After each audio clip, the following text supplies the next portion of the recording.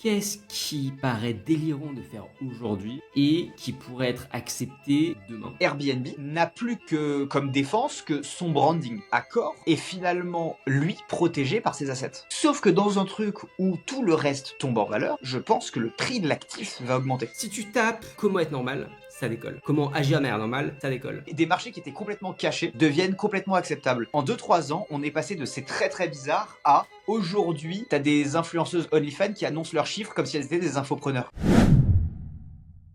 Alors juste avant de commencer le podcast, si vous voulez être la personne la mieux informée de la pièce en business et tech, on a une newsletter totalement gratuite qui vous envoie en 3 minutes par jour les 5 actus que vous devez absolument connaître pour avoir un coup d'avance et prendre les meilleures décisions. C'est moi personnellement qui la rédige tous les jours. Il y a plus de 10 000 entrepreneurs, CEO, cadres sup et futurs décideurs qui la lisent tous les jours. Voilà, vous allez adorer, c'est gratuit encore une fois, c'est le premier lien dans la description. Alex, il y a 20 ans, ça pouvait paraître totalement délirant de faire des apps de méditation, de parler d'anxiété, de... Tout ce que l'on voit aujourd'hui pouvait paraître totalement délirant il y a 20, 30, 40, 50 ans. La question que je me pose maintenant, c'est qu'est-ce qui paraît délirant de faire aujourd'hui et qui pourrait être accepté de manière massive demain? Autrement dit, quelles sont aujourd'hui les tendances qui sont en train de décoller mais que personne ne voit encore et sur lesquels on peut capitaliser en lançant des business, en investissant, etc., etc. Ça va être le sujet du podcast. Le but, c'est de réfléchir ensemble, de brainstormer à quelques tendances sous les radars. Et j'aimerais bien commencer par une tendance qui n'est pas vraiment sous les radars, pour être honnête. C'est quelque chose qui est assez... c'est un pain point qui est assez... que tous les créateurs reconnaissent. Mais je pense que c'est une opportunité à saisir et je pense que ça peut intéresser nos auditeurs, donc je te la partage. Aujourd'hui, tu sais Alex, la créateur économie décolle et aujourd'hui on en parle très souvent. Toutes les sources de monétisation pour les créateurs sont en train de décoller. On voit des créateurs qui lancent des formations, des produits, etc. Mais à la fin de la journée, on se rend compte qu'il y a juste une infime minorité de créateurs qui arrivent à gagner leur vie avec ce métier. Pourquoi ? Parce que c'est deux métiers différents, quoi. Entre créer du contenu massif, créer une audience, dire des choses intéressantes, créer des communautés et créer un produit que les joueurs veulent et arriver à le marketer, c'est absolument deux mondes différents.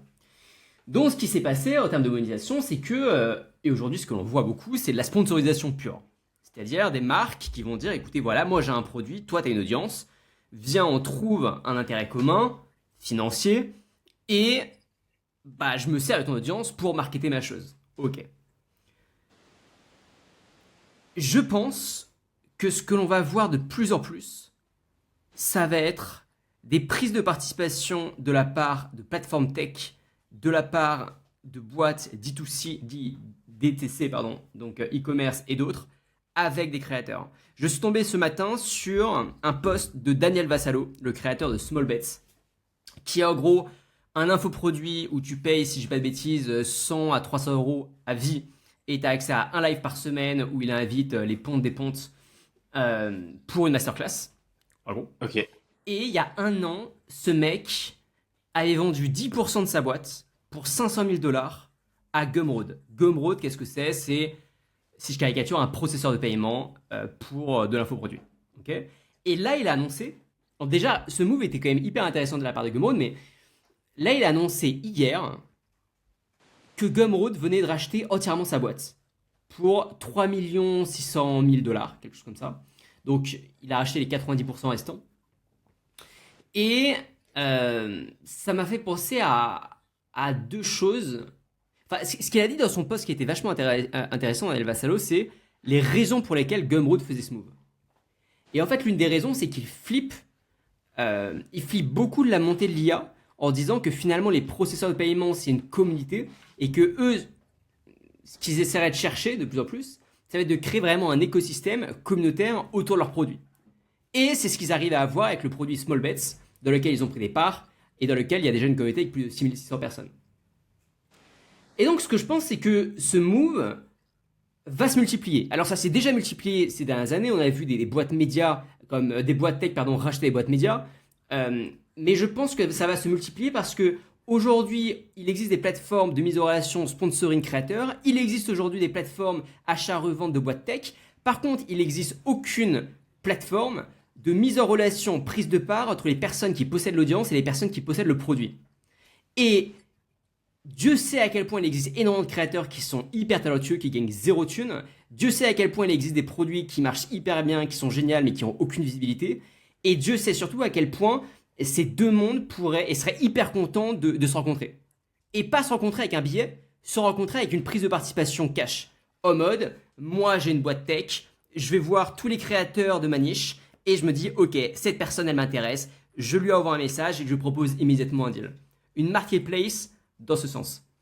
Je pense que c'est ce qui manque beaucoup aujourd'hui et je pense pardon, que c'est ce qui va arriver plus tard avec vraiment des personnes qui vont créer des audiences, des communautés, du contenu et des personnes qui vont créer du produit.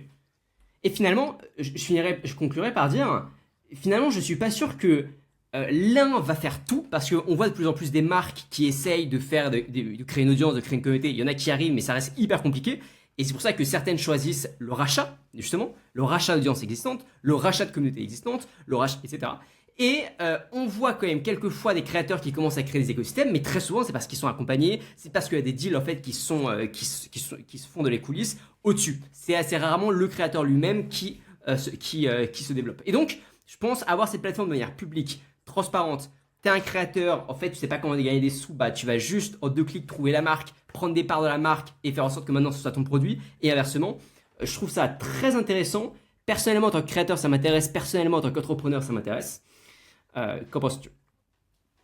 Écoute, je pense que c'est une excellente idée. Ça me rappelle, sous un format un poil différent, un produit il y a quelques années qui était en gros pour trouver ton CTO ou tes associés.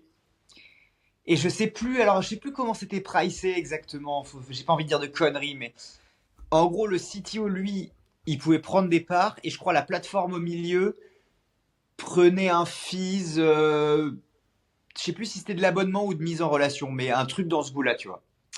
Et il y avait tout un business model qui s'était, en gros, je sais pas, tu venais, t'étais CEO, t'avais une idée, mais t'étais pas technique et tu disais, vas-y, je mets 20% de ma boîte.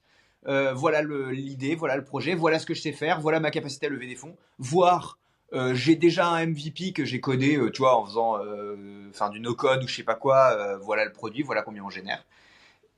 Et c'était les CTO choisissaient, tu vois, enfin évidemment ils envoyaient un CV et puis les mecs se rencontrent et voilà. Donc je pense que c'est clairement un business model qui peut marcher et je pense que c'est en effet une tendance qui peut exploser enfin tu vois, parce que ce genre de marketplace marche. Il y a toujours au moins un vainqueur sur ce genre de marché. Je sais pas si ça existe pas déjà, tu vois, mais en tout cas ça me semble totalement cool quoi.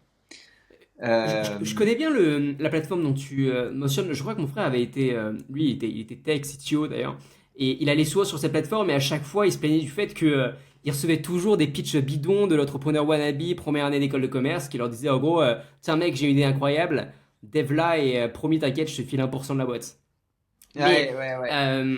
mais en effet, je pense que la même chose, parce que finalement c'est une personne qui a une idée et qui va voir quelqu'un pour essayer de développer l'idée. Sauf que là, on se rend compte que la valeur se déplace beaucoup plus du côté de l'acquisition, et donc c'est exactement le même principe, mais mec, j'ai une idée, par contre j'ai pas d'acquisition, j'ai besoin d'acquisition, tiens, je te file des parts, quoi. Non mais c'est clair, mais c'est clair que on en parlait dans plein de podcasts en ce moment. La distribution c'est le truc le plus important. Le meilleur moyen de distribuer, enfin en tout cas le moyen le plus straightforward de distribuer actuellement, c'est les créateurs d'audience qui déjà ont targeté une audience, tu vois, qui fonctionne. Ben c'est évident que ça va marcher, tu vois. Parce que mettre de la distribution hors créateur, c'est pas évident. Tu as plein de trucs à faire. Est-ce que tu mets de l'ad? Est-ce que tu fais du SEO? Est-ce que tu vois Et comment c'est tu cher te... aussi. C'est super C'est cher. cher. C'est incertain. C'est très incertain. Je veux dire, quand tu as une audience captive, tu peux merder, mais tu as quand même moins de chances de merder qu'en lançant des pubs, surtout si t'es pas un expert en ads, tu vois. Enfin, bon. On le voit, tu vois, même toi qui connais bien les ads et qui connais bien ce business-là, bah, des fois, je connais pas le ratio, mais tu as peut-être un test sur 5, ou plutôt 3 tests sur 5 qui fonctionnent pas. Bon, bah, imagine Ouais, 4 tests sur 5, hein. 4 tests 4,9 sur sur 5 qui 5, hein. fonctionnent pas. Ouais. Et ben, regarde, c'est très bien, tu mets de l'eau à mon moulin. Donc, imagine toi, tu connais rien en ads, c'est peut-être 49 tests sur 50 qui fonctionnent pas. Et donc, tu as cramé du fric, et peut-être que t'es pas hyper large. Enfin, tu vois, donc, Mais tu sais, en plus, pour aller dans mon sens, les créateurs qui me disent putain, ça me fait chier, je voudrais juste passer mon temps à créer, j'en ai marre d'essayer de monétiser alors que ouais, c'est pas leur métier. Et de l'autre côté, des personnes qui, même des agences d'ailleurs, hein.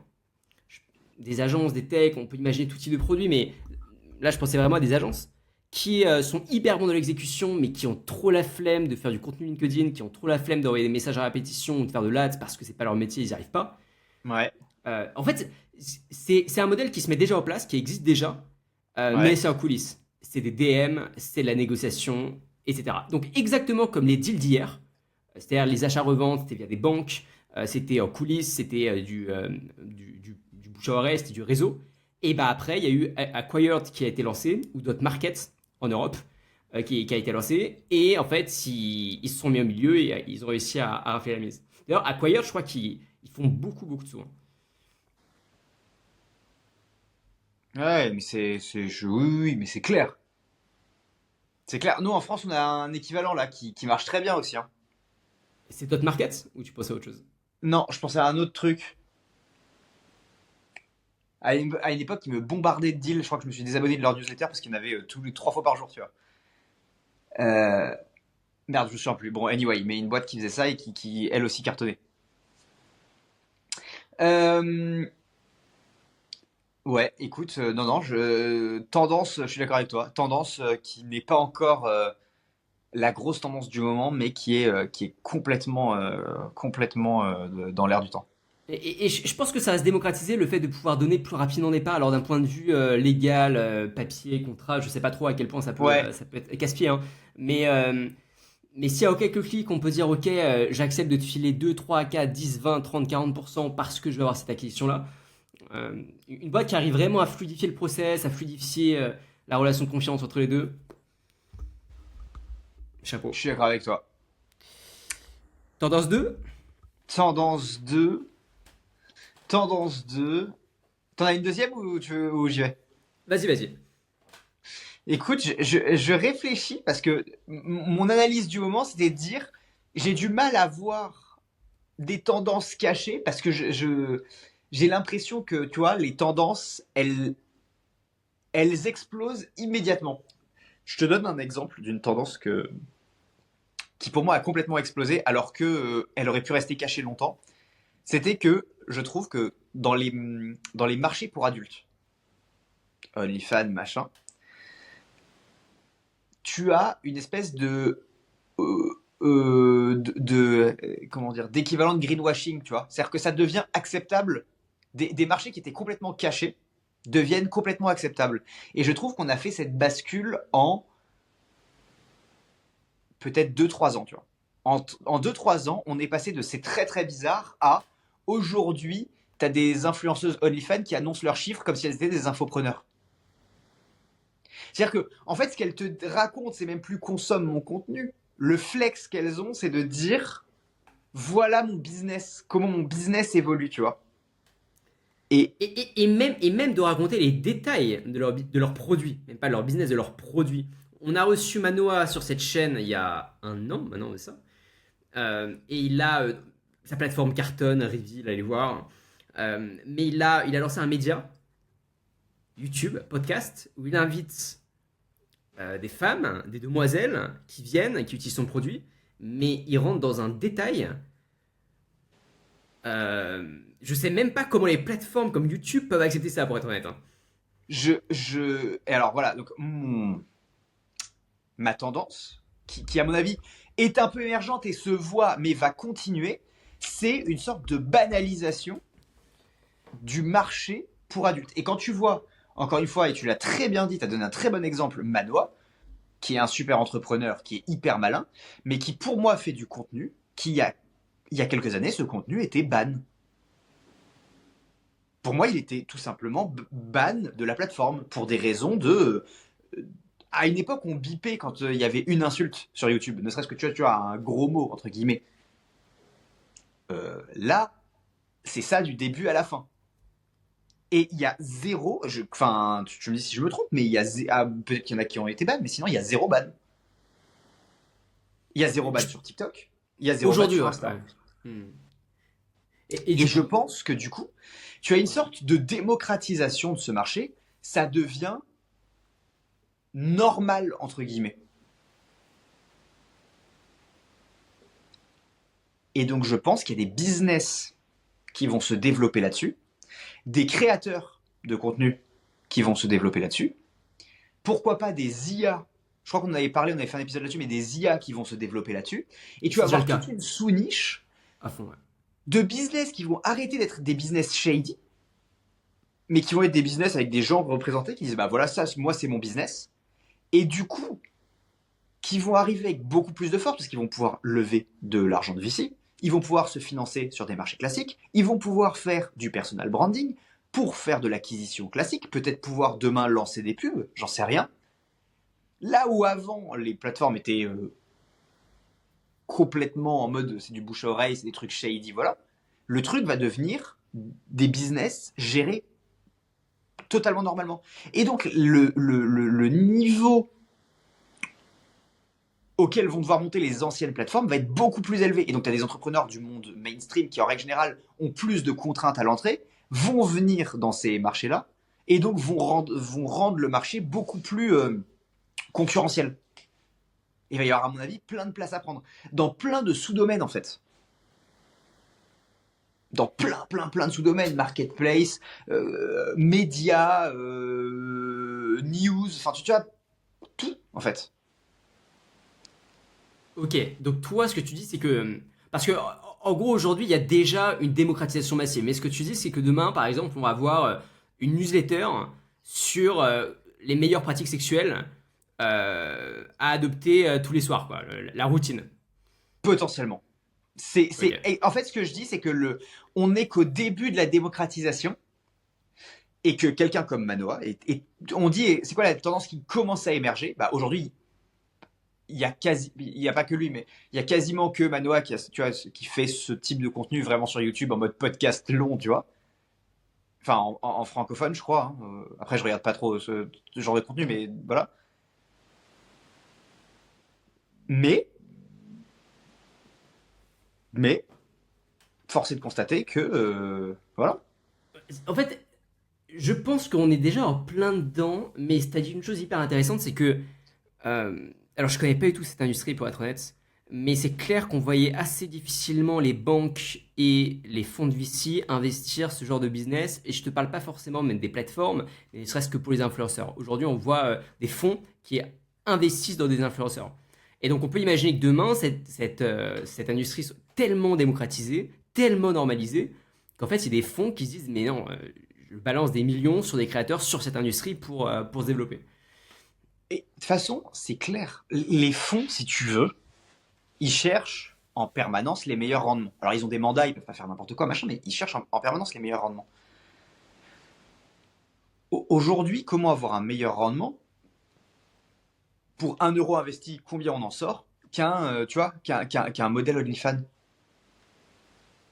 Il y a zéro Attention, hein, capex. c'est quand même, c'est exactement les mêmes chiffres que dans la creator economy, hein. Enfin, et même, c'est même pire que ça. C'est-à-dire qu'il y a une infime minorité des modèles qui gagnent vraiment de l'argent. Entièrement d'accord, mais ma question, elle est pas là. Elle est quand tu investis en tant Que ici. on va dire, fonds de VC ou ce qui s'en approcherait, t'as pas de capex à financer. C'est Tu payes quoi, une caméra. c'est quoi un Bah, je capex? sais pas. Je te donne un exemple, mais quand tu finances une startup, tu payes des salaires, tu payes des bureaux, tu payes des serveurs, tu as plein de Tu, tu, choses. tu payes de l'ADS surtout. Tu payes de l'ads, non mais tu payes plein de trucs. Aujourd'hui, une modèle OnlyFans, tu payes quoi? C'est le Pas la même ticket chose. d'investissement, il est ridicule. Même si tu mets 10 000 euros sur 50 modèles ou sur 100 modèles, ok? t'en as que 10% qui réussissent, t'en as que 1% qui réussissent. Mais t'as une espèce de power law dans le même style que sur les startups. Celle qui réussira va comment dire, te, te, te couvrir toutes les pertes que t'as fait avant, sur les Donc, 99 autres. donc toi, ta thèse, c'est qu'on va avoir une financiarisation de... Ouais. Oui, ma thèse de base, c'est de dire, on va avoir une démocratisation de ces marchés-là. Démocratisation, ça veut dire quoi? Ça veut dire que à terme, en effet, on va avoir une financiarisation et un côté investissement dans ce genre de choses, dans ce genre de métier, là où avant, c'était des investissements qui étaient quand même très très shady. La preuve, OnlyFans se lance avec des fonds, enfin, se lance au début en mode bootstrap, et après est racheté par un milliardaire sur ses propres fonds. Mais il n'y a pas des... À ma connaissance, il faudrait qu'on fasse qu'on vérifie, mais je crois qu'il n'y a pas de fonds d'investissement pur jus qui sont rentrés dedans. Il n'y a pas Sequoia qui s'est levé un matin en disant hey, les mecs, on a fait un deal, regardez, on a investi 300 millions dans. Tu vois. Faudrait voir tout ce qui est Pornhub et tout, comment ils ont essayé à se développer. Mais je suis d'accord avec Faudrait toi. regarder, mais souvent, c'est quand même des trucs très très shady. Mais Et je crois si on que creuse un petit à tout, petit, ça change. si on creuse un tout petit peu, qu'est-ce que tu verrais comme, comme, comme nouvelle, enfin, je sais pas si tu veux brainstormer dessus, mais en fait j'ai juste du mal, j'allais dire comme nouvelle idée de business dans cette industrie-là. Ce que je veux dire par là, c'est pas forcément de brainstormer dessus, mais qu'est-ce qu'on pourrait voir en plus que ce qui est déjà accessible aujourd'hui? Non, ça, j'ai honnêtement aucune idée de Ok. ce point précis. Par contre, ce que je dis, c'est que par la démocratisation, tu vas en entendre beaucoup plus parler et les volumes vont augmenter.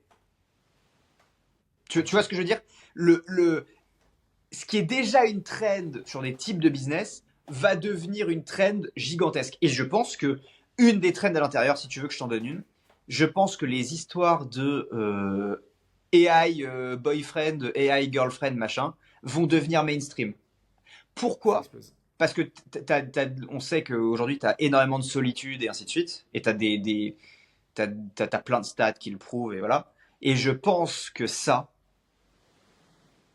c'est apparenté à l'industrie pour adultes. Et je pense que ça va devenir mainstream. 100%, je regardais une stat de Exploding Topics ce matin encore, hein. AI boyfriend, attends, et décolle. Et avec pas mal d'acteurs qui sont positionnés déjà, mais ouais, c'est dingue, la demande explose. Et je pense qu'on va passer du c'est cringe à c'est mainstream. Et peut-être qu'on va avoir, tout comme aujourd'hui on a des écoles d'influenceurs, peut-être qu'on aura demain des écoles de créatrices de contenu OnlyFans qui vont aussi se développer.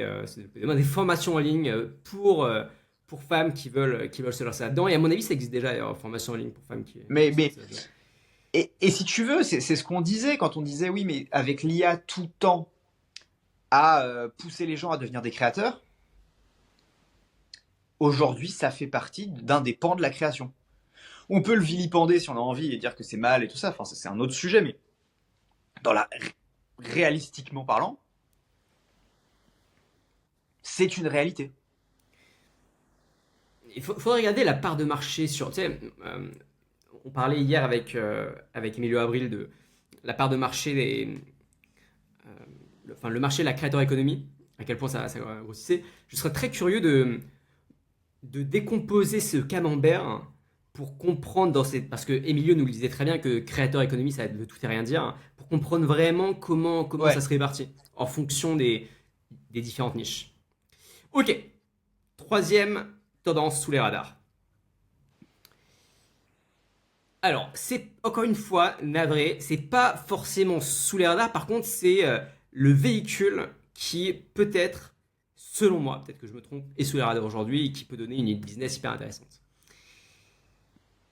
On a vu ces dernières années l'explosion et la mise en avant des soft skills. Avant, on ne jurait que par les hard skills, savoir coder, etc., etc. De plus en plus, c'est la capacité à savoir être qui est mis en avant. Euh, les soft skills sociales. C'est, par exemple, comment être à l'aise dans une discussion. C'est, par exemple, comment avoir l'impression d'être normal dans un groupe d'inconnus, d'étrangers. C'est comment est-ce qu'on arrive à tenir une discussion sans paraître bizarre. Lorsqu'on va voir sur Google Trends, et je vous invite à regarder, alors moi je cherche surtout, lorsque je fais ce genre d'études en anglais, euh, et je suis tombé sur des choses assez folles. Je savais même pas que, enfin, je savais même pas que c'était en tendance.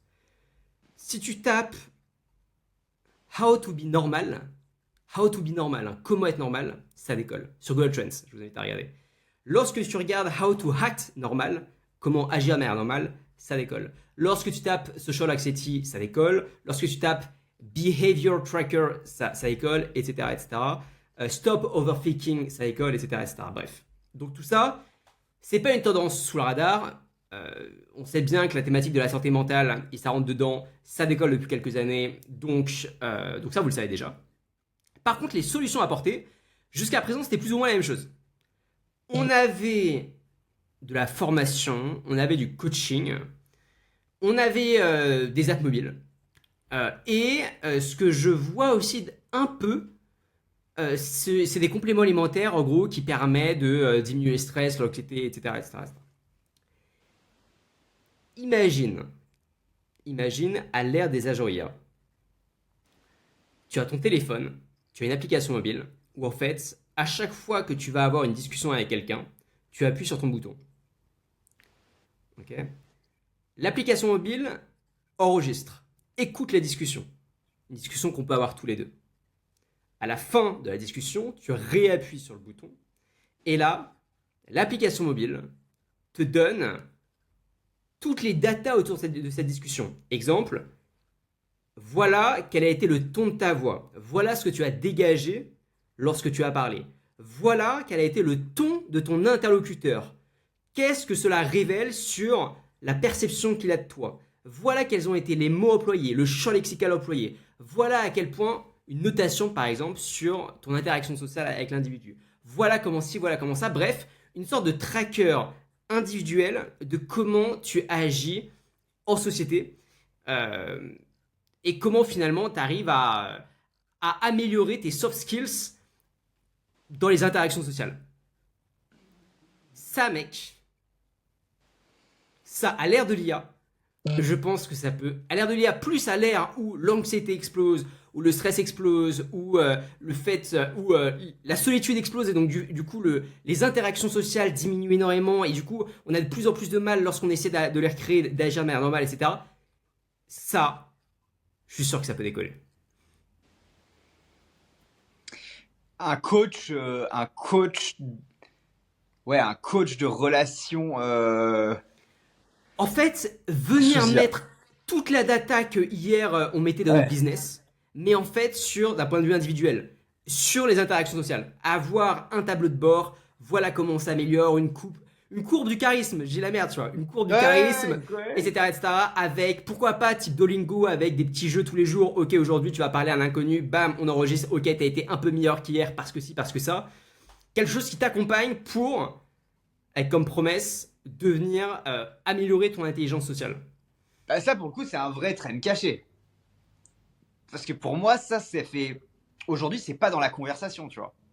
Et là, t'as un truc en plus, t'as le petit move hardware, tu sais, des pendentifs IA ou ce genre de Ouais. bail là pour capter les discussions. Ça, c'est pas mal. Là, on Ça est n'a pas vraiment réussi. sur. Ça a pas réussi encore, justement, je comprends pas ça s'appelle Friend, le petit pendentif en question. Ouais, ouais. Le mec a levé, je crois, 2 millions et a mis 1 million dans l'achat du nom de domaine. Je sais Ouais. pas si t'as suivi l'histoire. Et Et on est d'accord que ce truc-là, c'était il y a quasiment un an maintenant et ça a pas explosé. en fait, je crois que ça a même pas été livré. Ça a été une prévente.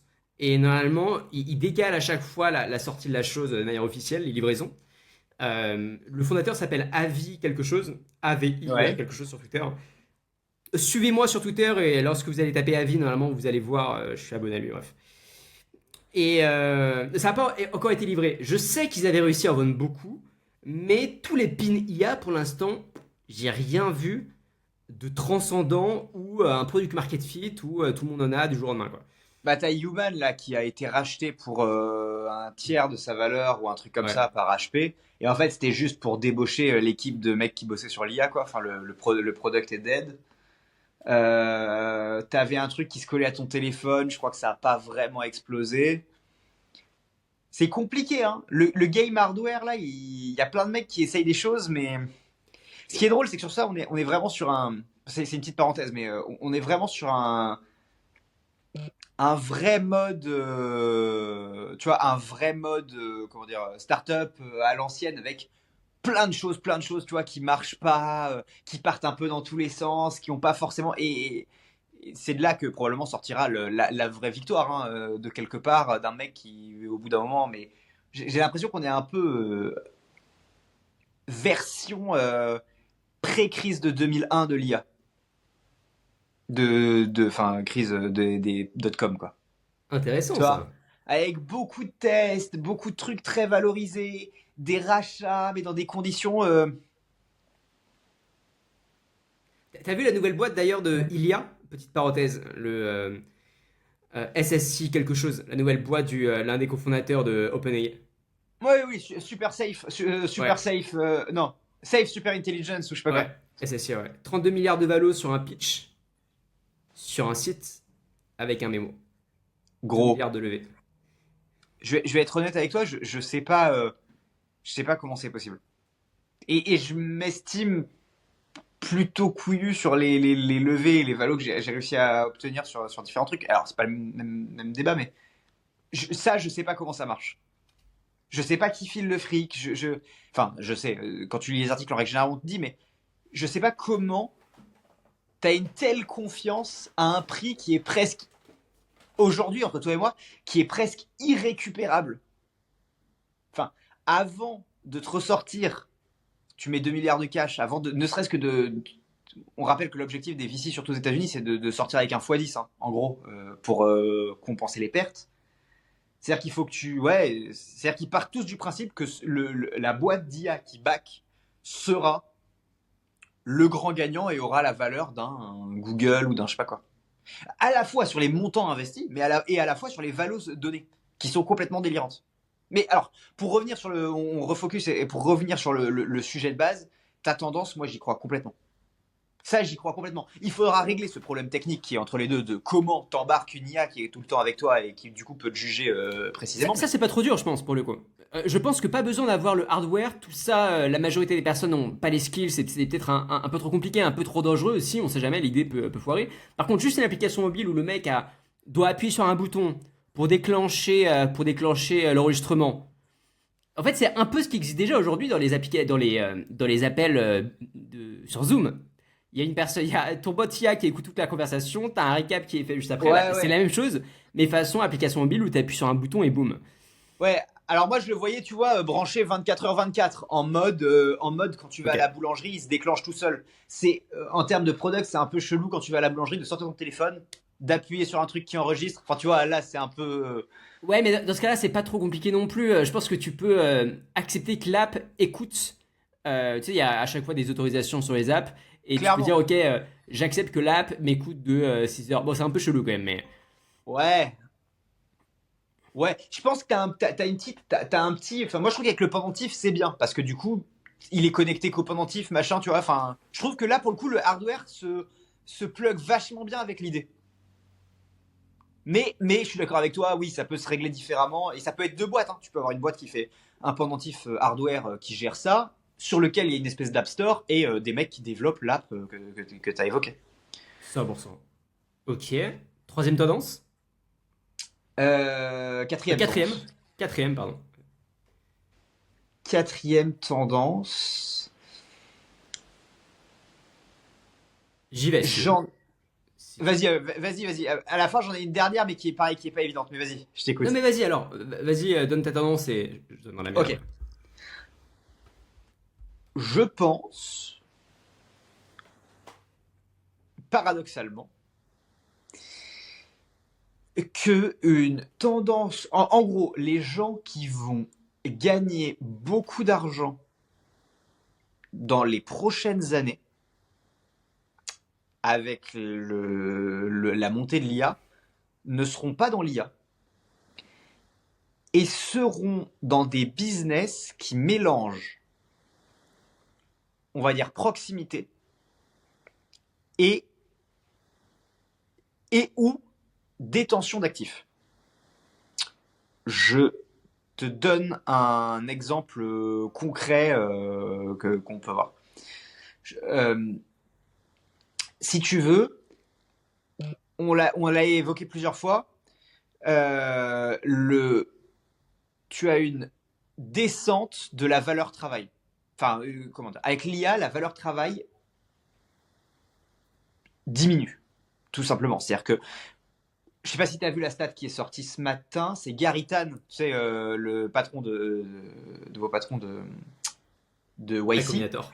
Ouais. qui a dit, sur le batch de cette année, 95% du code qui a été écrit a été écrit par des IA. Je sais pas s'il abuse, je sais pas à quel point c'est vrai, je sais pas à quel point les 5% restants sont en fait extrêmement complexes et tu vois et nécessitent, enfin bref, mais 95% du code a été écrit par des IA. Tu retournes le truc dans tous les sens que tu veux, ça veut dire que dans tous les cas, les startups, et on le voit, la grosse tendance des startups, c'est des effectifs de plus en plus petits. J'ai vu un graphique pareil il y a quelques jours qui montrait en fonction de l'argent levé le nombre de personnes qui étaient dans la startup pour la faire fonctionner. Donc tu avais un graphique et le graphique il s'effondre. Et il s'effondre à tous les stages. Seed, série A, série B, série C. Il s'effondre à tous les stages. Quand tu dis qu'il s'effondre, c'est-à-dire que plus on lève d'argent, moins on a besoin de personnes? Non, enfin, ce que je veux dire, c'est que par rapport d'année en année, Ouais. à levée égale, l'effectif s'effondre. Ok. Je te donne n'importe quoi. En 2011, tu levais 100 millions, tu avais une boîte de 1000 personnes. En 2015, tu avais une boîte de 90 personnes. En 2020, tu avais une boîte de 80 personnes. Et là, tu es passé à une boîte de 30 personnes, tu vois déjà, en moyenne. Donc ça veut dire que dans cette moyenne, tu as des mecs qui font toujours des trucs où ils ont besoin de gens. Ça veut dire qu'il y a des boîtes qui, et on le sait très bien, les Midjourney, les machins, se retrouvent avec des effectifs ridicules. Plus la scalabilité, plus le fait que tu aies besoin de, dans tous les cas, tu vois, avec tout ce qui est Azure et tout ça, tu n'as plus besoin d'autant de gens pour gérer tes serveurs. Tout tombe à la baisse, en fait. Ça se voit, c'est clair que l'effectif nécessaire pour réaliser une tâche diminue, de manière générale dans la société. C'est tout ça, petit à petit, tombe vers zéro. Pour moi, et je l'avais déjà dit dans un truc, mais dans un autre podcast, mais ça implique que une des tendances qui doit être prise en compte, et si, notamment, alors, surtout si tu es un investisseur plus que d'ailleurs un opérateur, ça veut dire que si la valeur travail s'effondre, la valeur de détention du capital et des actifs augmente, selon moi. Pourquoi? Parce que ta valeur, faudra bien la loger quelque part, et que l'IA ne fera pas baisser le prix de ta maison. L'IA ne fera pas baisser le prix de l'or. Donc ce que tu dis, c'est que, en gros, la valorisation des boîtes va augmenter, la valorisation de tous les actifs, tous les types d'actifs, Exactement. est censée Et alors augmenter. là, exactement. Et parce que pendant longtemps, comme tu le sais, il y a eu des stratégies, ce qu'on appelait asset light. C'est-à-dire que Airbnb a une stratégie asset light, c'est-à-dire ils ne détiennent pas les bâtiments, tu vois. Mais à l'ère de l'IA, donc pendant longtemps, ça a été hyper smart. On a dit, bah, Airbnb sont beaucoup plus malins que Accor. Et pendant une décennie ou 15 ans quasiment, ça a été vrai. Ça a été vrai. Airbnb était plus efficace, était asset light, a eu beaucoup plus de croissance, a eu des chiffres. Bon, alors ils ont des grosses dépenses de marketing, machin, mais globalement, et ils ont souffert du Covid. Mais globalement, a eu de très bons chiffres, et je crois qu'Airbnb aujourd'hui vaut plus cher qu'Accor en bourse. À l'époque de l'IA, ça devient beaucoup moins clair, d'après moi. Beaucoup moins clair. Parce que Airbnb, là, n'a plus que comme défense que son branding. Il fait de réseau aussi. Oui, pardon, excuse-moi. Enfin, tout ce qui est autour de la communauté et de la communication. Ok. Son branding, son effet de réseau, éventuellement ses process pour s'assurer que tout est bien truc. Mais Airbnb, en termes de plateforme, technique, technologique, n'a pas d'avantage, n'a aucun avantage par rapport à qui ou quoi que ce soit. C'est ce que je veux dire. Et donc, tu te retrouves dans une situation où Accor est finalement, lui, protégé par ses assets. Parce que quand Accor tu dé... possède les hôtels. On est d'accord. Alors, Accor avait changé de stratégie récemment en vendant pas mal, mais historiquement, Accor possède une partie importante des hôtels et des actifs. Ok. Quand aujourd'hui tu possèdes l'hôtel et l'actif, ben les gens ils peuvent raconter ce qu'ils veulent, ils peuvent ne pas passer par ta plateforme, mais ils finiront toujours par te payer le loyer. Sauf que dans un truc où tout le reste tombe en valeur, je pense que le prix de l'actif va augmenter. Donc le prix de l'hôtel va augmenter. Donc la valorisation et ta capacité à emprunter pour développer ainsi de suite va augmenter. Et puis dans tous les cas, tu pourras toujours aller faire un partenariat avec la plateforme du moment et faire bosser ton hôtel physique.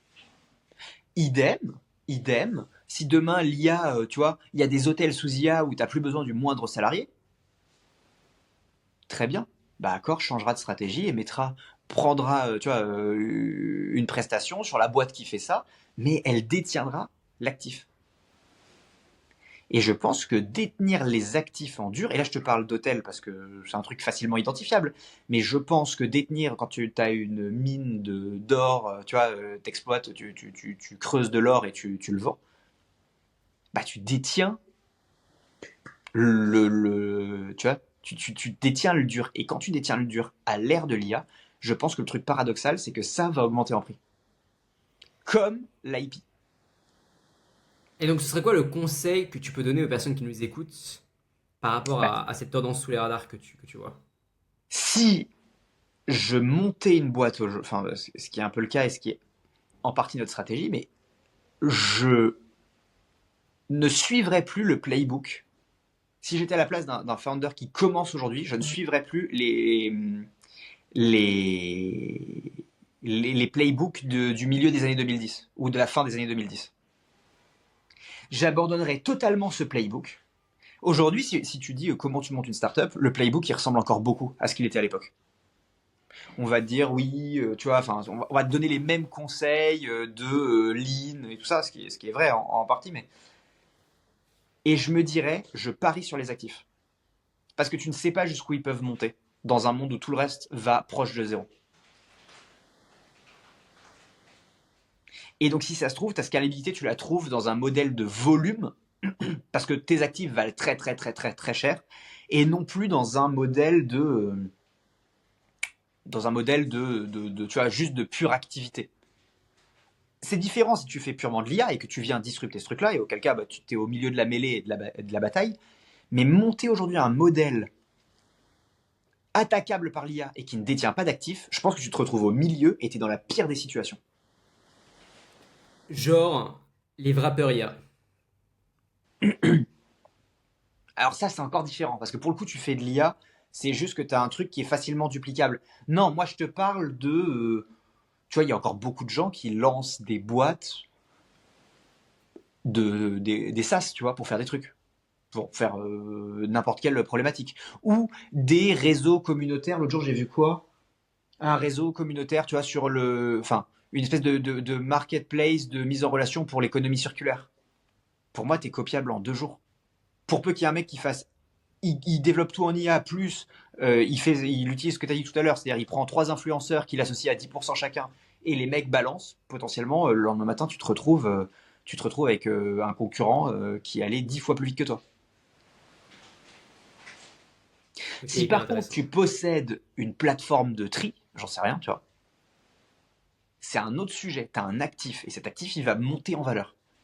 Et plus l'intermédiation va descendre en valeur, va baisser, le prix de ça va baisser, plus le prix de l'actif de base fondamental va augmenter, d'après moi. Il y avait une vidéo comme ça sur YouTube que j'avais trouvé, qui disait The Death of Middlemen. En gros, la mort de l'intermédiaire. Alors que le business internet, depuis 20 ans, c'est du business d'intermédiaire. C'est ni plus ni moins qu'un business d'intermédiaire. Enfin, pour 80% des choses, c'est un business d'intermédiaire. Et donc finalement, on irait beaucoup plus vers le modèle à la Holdco, donc les personnes qui essayent de détenir un maximum d'actifs sous une holding, plus qu'on va essayer de faire grimper une seule startup, un seul actif, qui n'a pas forcément, surtout si c'est un actif type SaaS, type, type logiciel. Ok. Ouais, moi je pense que c'est très dangereux d'aller aujourd'hui ouais, de copier des modèles de la décennie passée. Et je pense qu'il y a encore beaucoup de gens qui le font. Je pense que tu as un très gros risque sur ton business. Et s'il apparaît pas aujourd'hui, il peut apparaître. Le pire, c'est même pas qu'il apparaisse aujourd'hui et que tu te fasses bouffer dans l'œuf. C'est qu'il apparaisse quand tu as déjà commencé à réussir. Tu fais 2 millions de CA, tu as une équipe, tu payes des gens, tu machin, et d'un seul coup, du jour au lendemain, tu as un truc qui te déstabilise. Et je pense qu'aujourd'hui, sur ce genre de truc, tu as zéro fidélité client. Zéro fidélité client. Tu changes de logiciel comme tu changes de chaussettes, quoi. Cinquième tendance, let's go. À ton tour. Je crois que c'est la cinquième ou la sixième. Je Ouais, sais c'est la plus. cinquième, ouais. Alors, moi, je vais totalement changer de registre. C'est bien parce que j'ai l'impression qu'on a il y a les deux facettes. Il y a la facette très finance, investissement. Et moi, il y a la facette. Bah là, j'avais parlé du bien-être animal. Ah oui. Rien à voir. Ouais, Non, d'accord. je suis tombé sur une newsletter que j'ai trouvée fascinante, qui montrait qu'il y avait une énorme tendance qui explosait aux États-Unis. Accroche-toi bien, mec.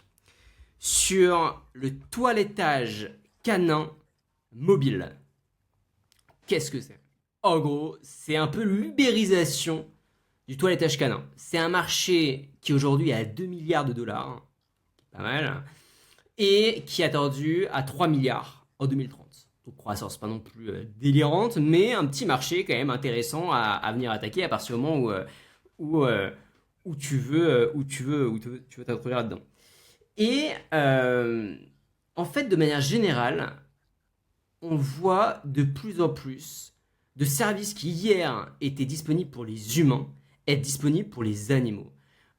Que ce soit des produits de longévité pour humains qui sont aujourd'hui disponibles pour animaux, que ce soit des produits de bien-être, les massages, les salles de sport, qui sont de plus en plus disponibles pour les animaux. J'ai vu un truc de dingue, c'est un service mobile de tapis de course pour chiens.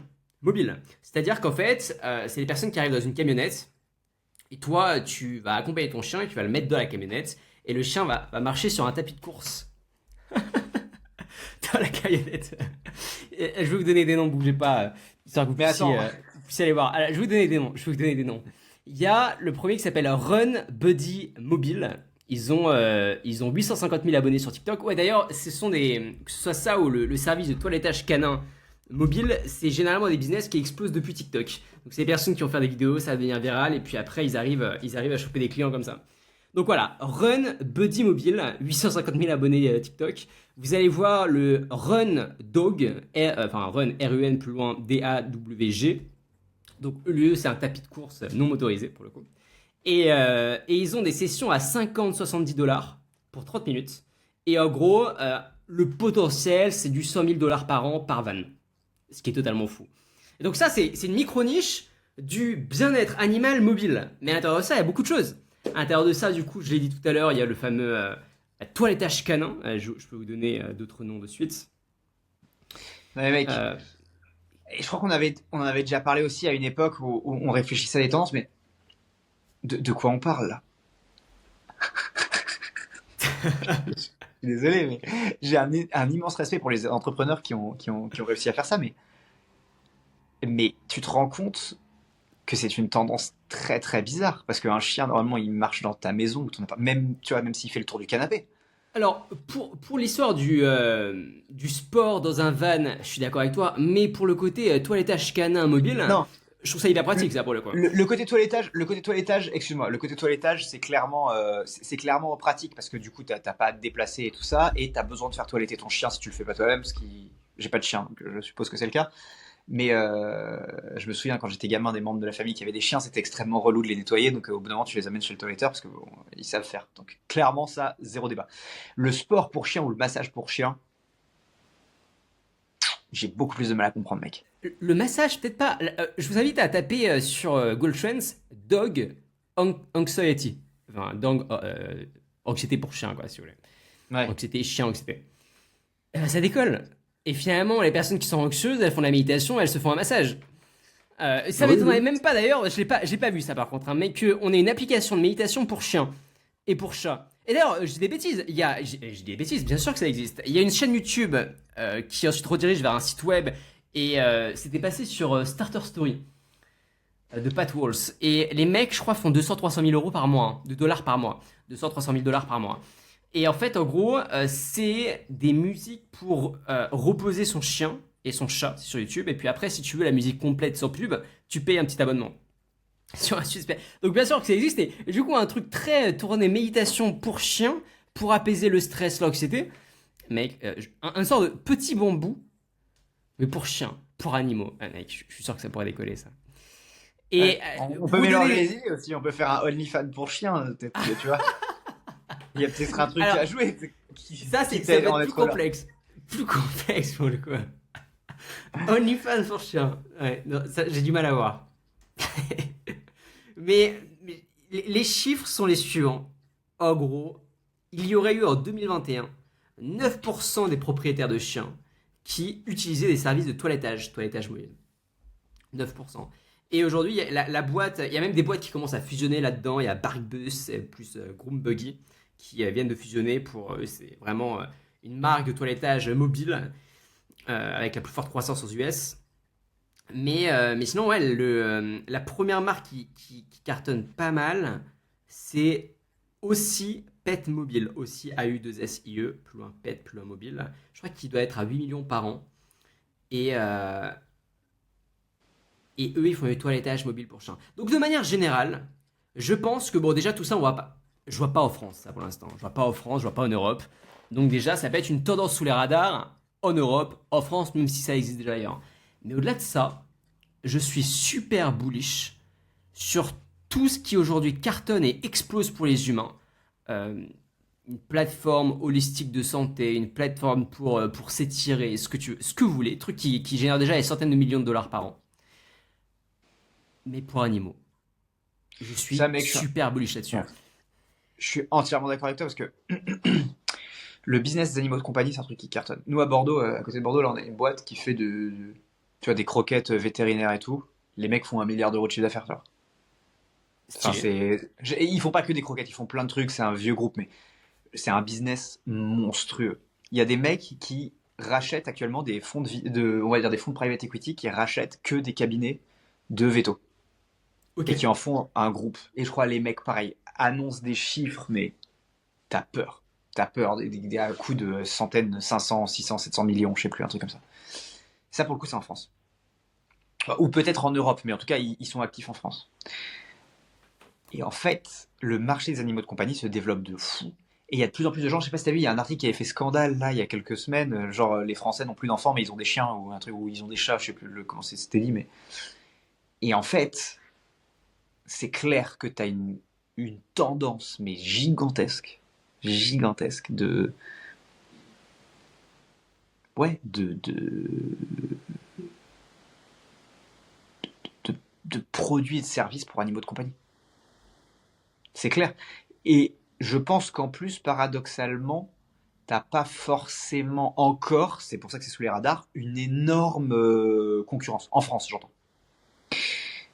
Et je serais curieux d'avoir les chiffres d'un salon de toilettage pour chiens à l'ancienne, tu vois. Un truc au milieu de Paris, tu vois, qui a pignon sur rue. Je serais curieux d'avoir les chiffres. Je suis sûr que c'est hyper rentable. Je suis sûr que c'est hyper rentable. Et que plus ça avance, plus ça l'est. Ah, 100%. T'as dit un truc hyper intéressant, et j'aimerais bien qu'on en fasse un épisode dédié. En fait, je savais même pas qu'on pouvait racheter. Tu vois, tous les business autour de rachat de pharmacie, rachat de, euh, de cabinets vétérinaires, euh, j'avais cette croyance débile que, en fait, en France, c'était tellement régulé qu'en fait, on pouvait pas voir ça comme un vrai business et que tu pouvais pas industrialiser la chose. Mais je me trompe totalement là-dessus. Non, alors Et je attention, hein, quand je te dis ça, ils rachètent les. Enfin, moi, le modèle que j'ai vu, ils rachètent les murs, hein. C'est un game d'immobilier, moi. Ils rachètent le cabinet au sens le bâtiment. Et du coup, c'est de la location, quoi. C'est en gros à la fin, ça devient une sorte de business de location. Ouais. Et pourquoi? Ouais, mais pourquoi viser les vétos alors? Il pourrait viser n'importe qui. Parce que je pense que doit y avoir des normes spéciales. J'ai vu aussi des mecs le faire avec les cabinets dentaires, les dentistes. Ok. Mais alors, me demande pas exactement pourquoi, parce je crois qu'il y a des aménagements spéciaux, ce qui fait que ça coûte cher, ce qui fait qu'au début c'est relou quand tu t'installes, et donc ils font ça comme ça. Après, j'ai vu aussi des mecs le faire où ils salarient. Je crois que là c'est sur les vétos, ils salariaient les vétos. Donc là, pour le coup, je pense qu'ils ont l'exploitation. Et les murs aussi.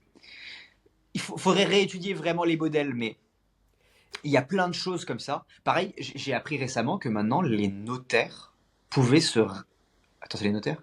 Ou les huissiers, je sais plus, pouvaient se racheter entre eux. Pour moi, c'était, tu vois, comme un cabinet d'avocats. Bon, cabinet d'avocats, ils peuvent se racheter, mais tu vois, t'avais le notable de la ville, t'as le médecin, t'as le notaire, t'as le machin, et ben voilà. Maintenant, ça devient des groupes, quoi. Je serais hyper curieux d'en savoir plus là-dessus, pour être honnête. Et ça, il Est-ce faudrait qu'on qu'on a... invite quelqu'un. Ça, pour le coup, il faudrait qu'on Ouais. invite quelqu'un qui s'y connaisse vraiment bien. Alors, c'est peut-être deux personnes.